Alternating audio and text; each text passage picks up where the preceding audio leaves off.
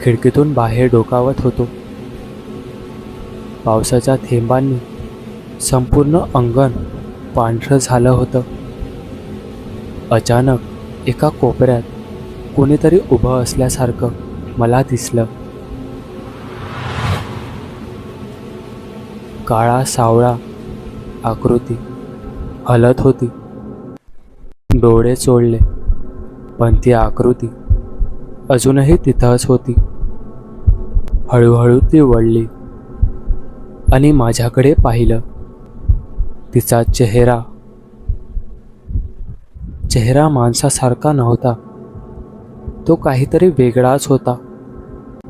मोठं तोंड, धारदार दात आणि डोळ्यात जळतं लालसर तेज. मी किंचाळायचा प्रयत्न केला, पण आवाज बाहेरच पडला नाही.